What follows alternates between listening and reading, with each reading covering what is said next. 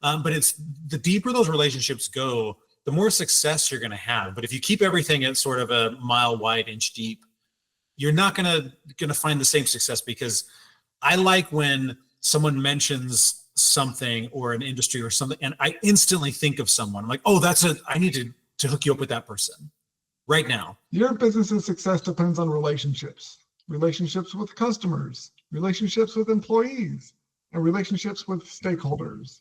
What do they all have in common? They're all human.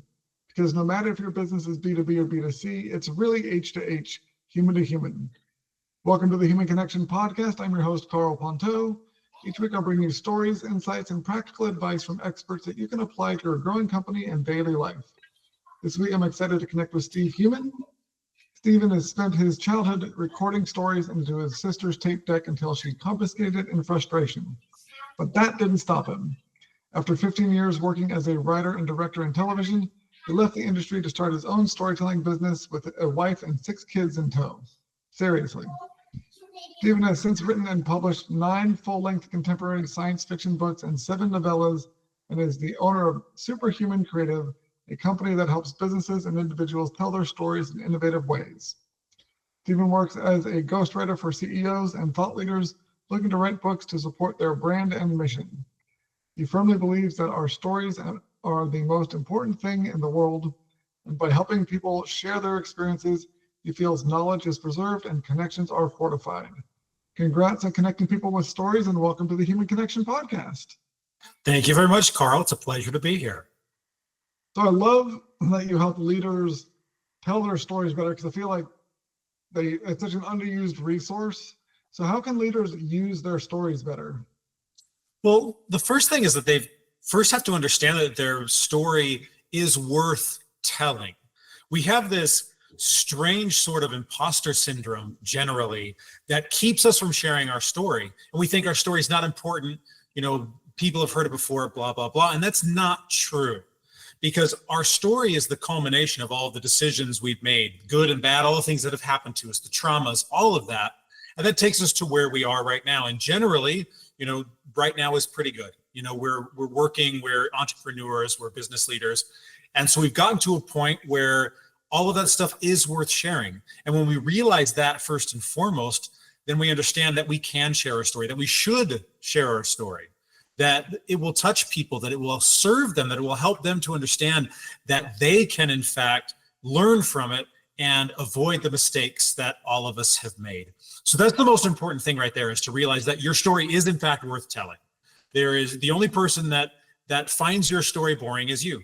Everybody else, if you were to get into all of the things, the mistakes, where, like especially with business, where all of us, we've all been this close to failing. And for whatever reason, we just got up the next morning and we kept working, and the next morning and the next morning, and then suddenly we're a success because we just didn't give up. And those stories have power. And so that's the number one, is realizing that. And number two is telling more about the why of your story than the what. Very few people care what you do unless you're an astronaut, but the why you do what you do is generally really cool. And if you talk about that and you say, the reason I get up on Mondays, the reason I don't have a pit in my stomach on Sunday nights because I hate what I do, the reason I'm excited to go into work, here is why. And that's what really connects with people. And that's when they want to do business with you, because they realize that you love your job, and they realize that, that's the type of person I want to work with. So why wouldn't I work with you? So for me, those are the two things: realizing that your story is important and it is worth telling, and that if you focus on why you do it instead of what you do, then you'll really connect with people pretty fast. And those are the things that I try and teach whenever I'm in a networking situation or I'm talking to people. I'm always like, hey, those are the first two things. You've got to love your story before anybody else will. And then you've got to be able to tell them why you like it, because no one cares that you work in insurance. It's boring. I know 25 people who work in insurance. But the reason you work in insurance is probably pretty cool. And so share that reason, and it will resonate with people, and they will want to work with you. Yeah, and it's something that, even though if your story isn't super dramatic or traumatic behind your why, the fact that it's probably a reason for why you do what you do that someone else shares builds a lot stronger bonds than people think, because if someone is hearing your story and go, oh, went through the same thing, then they realize, okay, this person is going to understand me. I understand them. There's a deeper level of trust that's established because you feel connected on a deeper level besides just a job title or you live in the same area. But if you kind of had a similar childhood or had similar interests when you were growing up, that to someone else that ended up getting you to do what you're doing now, then that forms a much deeper bond than people realize. And even if it's, again, it doesn't have to be super dramatic or exciting in the like storytelling sense of, oh, there's all this like danger and intrigue and nothing's going to make a movie out of, but it's the seemingly mundane things to you that when people hear that they share that experience makes the trusting part of the relationship so much quicker than people realize. And you got to get that trust if you're going to do business with someone. Exactly. And even if you're talking about, hey, you know, I've got 4 kids and I want to support my family and I work in, we'll use the insurance example again, you know, and I got into insurance because I knew that it would be something that would support my family and I could do this and this. Even just that, you know, you go beyond just, oh, I'm an insurance adjuster. You now, the person realizes, oh, well, this guy has a family, or this woman has a husband who's disabled, or they have, you know, whatever it is, but you're like, whatever that reason is, that why, it's going to connect with people. And you're right. It doesn't have to be dramatic. It doesn't have to be this amazing thing, but it establishes those links. And those are so hugely important, because I would much rather hear about the reason that someone does their job is because they love their kids or their spouse, or because they, you know, they had an opportunity that came up and they just decided to take it and they ran with it and now they love their job. Those are really great stories. And it makes me remember them as opposed to just, I work in insurance. And it's like, okay, well, I'm never going to remember you. Yeah, because it explains more about who you are as a human being, not just what your job title is. And unfortunately, I've heard more, like there's a bit of a progress in the right direction when people still associate their worth with their job title and not who the person is as a human being. And I think there's more of a push away from that. There's still a ways to go, I think, until it's a healthy spot. But I think, like you said, there's when you get, especially if you're in a leadership role and you're trying to connect with your team, obviously if you're like a CEO or any executive level, there's only one of you in the company, so no one's going to connect with you because of the job title. But if you share about how you got into the industry when you worked in different roles and how you worked your way up, or like what you get all the human elements behind your position and your experience, then your team's going to resonate with that a lot more, because they're either going through a similar experience before, or they know someone who has, or like their family did something similar, but at least that is something they can connect with. Whereas unless they're also a CEO, which why they'd be working for you if they're both CEOs, they're not going to really feel that connection just because of a job title. Yeah, you're 100% right about that. And if we can get away from those surface level sort of dealings, that's where you really start to establish firm relationships. And those firm relationships is where all your business is going to come from.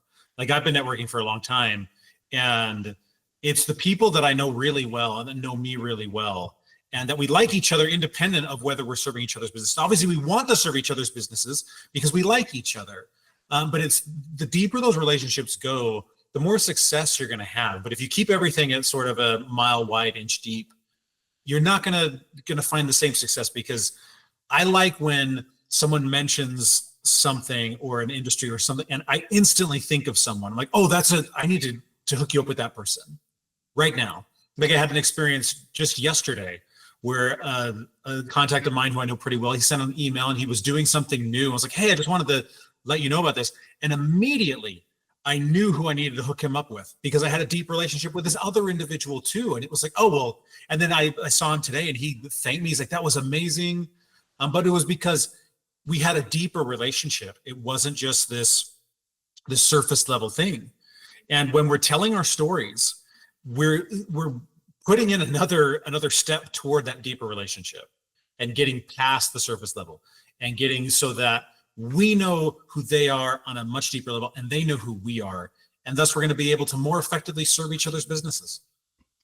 Yeah, so and the thing that makes it so tricky for a lot of people is that it requires being vulnerable. It requires being like showing some of your flaws and often talking about things that might be a little uncomfortable. So how do you work with leaders to get them to be more comfortable sharing that part of themselves and digging into their why? I imagine you have some great case stories you could share about people you've helped to open up and how that impacted their success. Well, that's a really great question, because obviously when you're writing a book with someone and for someone, there has to be a high level of trust between those two individuals, because just naturally you're going to go deep. Because obviously the reason that you get a ghostwriter is because A, it's going to save you time, and B, they're going to go deeper than you would. Everything would be surface level because you're not a writer, and you're just like, and that doesn't really resonate with readers. And so I know the questions to ask to go deep to bring that out. So I know that it's going to be a very deep series of conversations, very cathartic, and I'm going to go for that. I'm going to dig and I'm going to pull it out. And so there has to be a high level of trust. And once that trust is established, it very quickly, because it's a conversation and they're not having to come in prepared, they're not going to have stuff written out that we need to cover all that stuff. I've got all that in my head. I know what questions to ask. I know where we're going with the book. And so I'm just going to ask the questions, and they get very comfortable very fast. And then the longer we do that, the more they're willing to share. And they'll really get into some really deep things, and they'll get into some really hard things that sometimes they've never told their spouse before, about how close they came to losing everything, about how close they came to not being able to pay payroll, and them sitting there wondering, how am I going to survive? Like, why am I doing this? I'm going to fail, and I'm going to destroy my life. I'm going to lose my house, all of this stuff. Things that they've held on for decades and are finally able to just let go and just be like, okay. And part of that is because they begin to understand the importance of their story, and they begin to understand the role that those moments played in their story. Because oftentimes when we talk about failure, we talk about those moments that just crushed us. We don't like thinking how big of an impact those moments had on our later success, and how they literally helped to pave the road for us to get to that success. We just kind of forget them and say, oh, that was a really bad time. I don't even want to think about that. But once we're open and we're discussing those things, suddenly we realize, oh, I wouldn't be where I am if I hadn't had that moment. And I've seen it in my own business, and every time that I'm writing a book with a client, those things come up where they realize, geez, that worst moment of my business existence actually was the biggest stepping stone to my success. And now I can see it. And so now I want to share it. And now I want to tell people how they can not only avoid making the mistake that brought that on, but how they can get through it if they've already made that mistake, and how they can then leverage that moment to get to their success faster. And so it just comes naturally as we're sitting and talking and asking questions, and they begin to open up. Because naturally, as humans, we are storytellers. And when we're talking about ourselves, things that we haven't thought about in decades will pop in our brain, and we'll remember them. And then they'll come out. And I'll have people that be like, man, I have not talked about this in 25 years. And you're like, well, it's good that you're talking about it, because this is what the story is about. This is what your life is about. This is what your business journey is about. And so naturally those things come out and it flows, but it starts with that trust, with knowing that, okay, I'm going to be able to help you tell your story in a wonderful way, where everything is paced out the way that it's supposed to, where readers are going to laugh where they're supposed to laugh and cry where they're supposed to cry, and that they're not going to be able to put the book down. And once they have that trust established, they're like, okay, let's go. And most of them open up. I don't have a lot of problem with people being too closed, especially by the second or third session. They really start to understand, okay, this is a safe place, and these things are going to come out really beautifully, and they're going to serve me and my business, and they're going to serve the reader. And I imagine it sounds like you mentioned like kind of cathartic was one of the terms I heard you say, and I'm sure like there's this kind of a therapeutic experience when they actually start talking about some of these things they've probably been holding on to or feeling like they were kind of shameful events or things that they didn't, like I said, didn't necessarily share with people very much because they feel bad about it. But when they see the context of how it all fits together into their story and how it impacted who they are now and for the better, then it helps relieve a lot of that stress or like that weight they've been carrying around for, you said, like some people like 25 years. They don't share it with anyone because they're now seeing how it all fits together into who they are and how awesome they are right now. And so I imagine one of the kind of unintended benefits of or results of working with you as a ghostwriter is not only do they get a good book, but it's also probably a lot cheaper than hiring a therapist.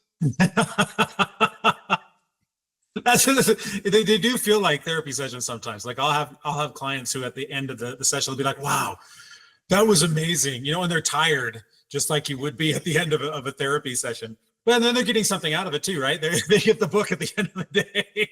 Yeah.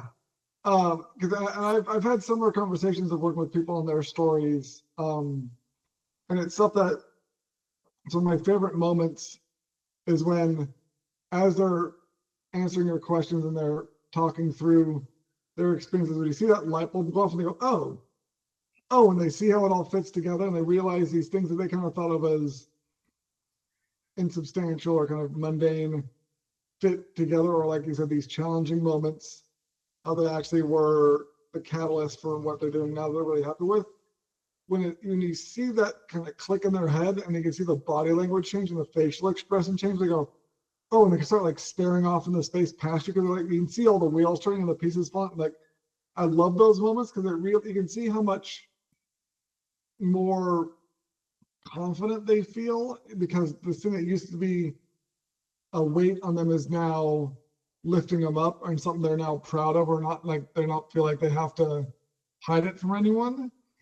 And they just feel much more connected with themselves as a human being because they accept their like either near failures or flaws, that sort of stuff.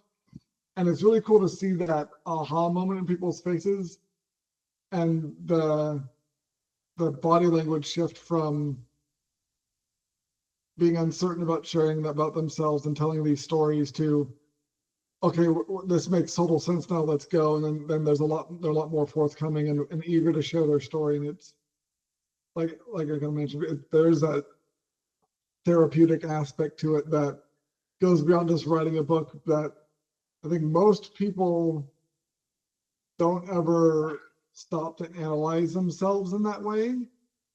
Especially if you're busy running a business, you have 1,000 other things on your mind than necessarily telling your story. But the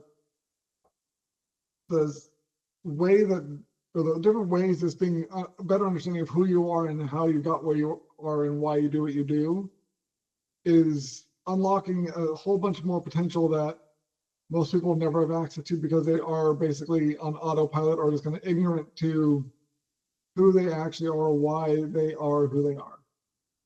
Well, I think that in our culture, particularly here in the United States, and in a lot of first world cultures, we have this sort of stigma with failure, where failure is the ultimate bad thing. If you fail, you are a failure. It's like a brand that you wear on your forehead that you failed, so you thus are a failure, and that's the worst thing you can possibly be. As opposed to failure being those stepping stones on the way to success. Okay, well, that didn't work, so now I need to try this. And once you failed enough, then you succeed. And so it's interesting when we can change that paradigm, we can understand that failure is just, okay, well, that didn't work, and that didn't work, and that didn't work. And now I know a couple different ways it didn't work, so I'm honing in on what's going to work. And as long as I don't quit, then I'm going to succeed. I mean, that's the experience that I've had with my own journey as an entrepreneur and with watching those around me, where the successful entrepreneurs aren't more intelligent than anybody else, or it's just that they fail enough times that they zero in and are able to make it work. And they see the failure as, okay, this is just my next step. Like Pixar obviously is a very famous animation studio, right? And one of their core tenets is fail as fast as you can. And so for them, when they go through their story structure meetings and things, they'll just critique the crap out of each other. And part of that is that mantra of fail as fast as you can. Because if you are failing and failing and failing and failing and failing, you're doing it really quick, you're going to end up with a really solid script and thus a really solid movie. And those are really words to live by. Fail as fast as you can, move from one thing to the next, just be like, okay, well, this isn't working. Because the only true failure is when you quit. If you give up and just say, oh, it's too hard, I'm done, well, then you failed and you'll have to, get a job and do all that sort of stuff.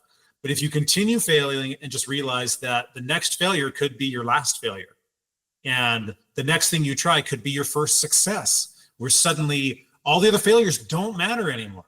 It's like, oh, I figured out a dozen ways to not have a successful business, and now I have a successful business, so I figured out the way to do it, right? So I think if we can change that paradigm, then there won't be that shame that carries along with people throughout their entire lives of just like, oh, I'm a failure, I guess. It's like, no, yeah, but at the end of the day, as long as you don't stop, yeah.